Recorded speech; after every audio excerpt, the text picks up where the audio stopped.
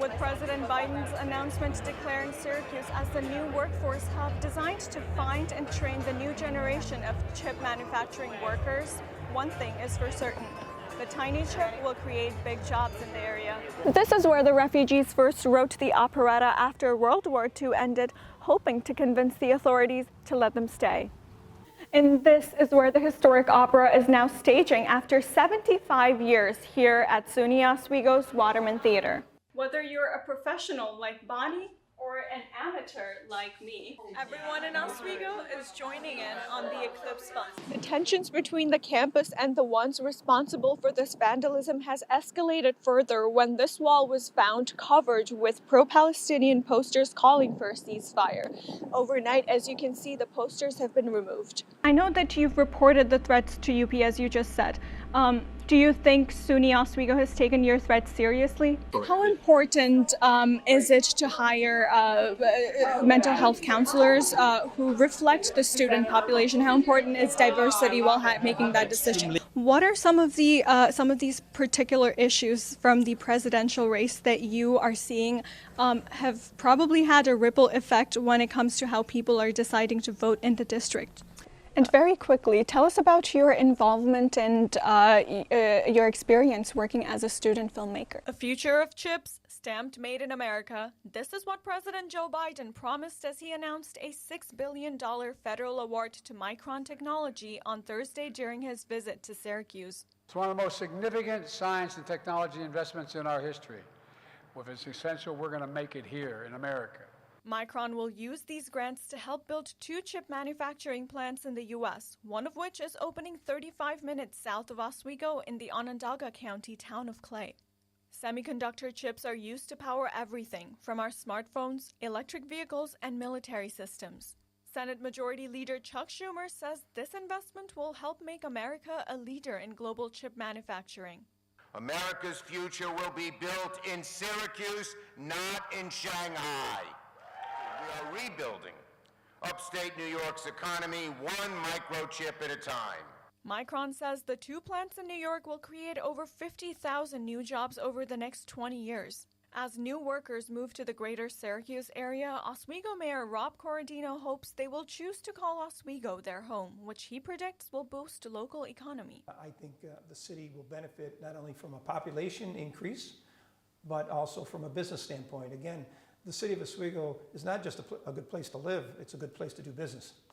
To meet the increasing demand of the future job market, President Biden has declared Syracuse as one of the new workforce hubs where future workers can learn hands-on skills. It isn't just about investing in America, it's about investing in the American people as well. With President Biden's announcement declaring Syracuse as the new workforce hub designed to find and train the new generation of chip manufacturing workers, one thing is for certain. The tiny chip will create big jobs in the area. Clarissa Karki, Oswego Now.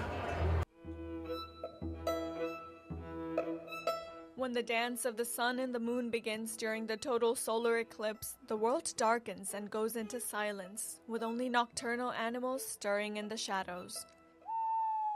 In this shadow, Wayne Grimm and his team from Exploratorium are making music from the eclipse using a process called sonification. Mostly I work with sound, but I thought it would be interesting to do something that was both visual and musical. Sonification is the process of converting data into sound. In this case, Grimm is turning the light from the eclipse into music. Here in Oswego, the solar eclipse is inspiring the artistic imaginations of some local artists. Bonnie Sommers, an artist at Riverside Artisans in Oswego, hosts regular paint parties.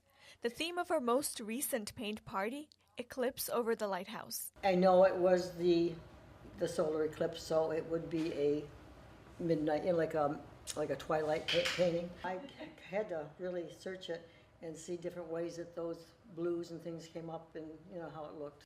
Professor Natalia Lewandowska, the planetarium director at SUNY Oswego, says this paint party was particularly special because she was able to combine her passion for astronomy and hobby for painting. I do this for the fun and because I really like to use a different part of my brain when I paint. It's more like the artistic part comes out. So Students and faculty at SUNY Oswego are also channeling their artistic side, showcasing their eclipse-inspired artwork. The buzz on campus is that it's going to be packed and crazy chaos, and I wanted to take a moment to just kind of look at the artwork of that.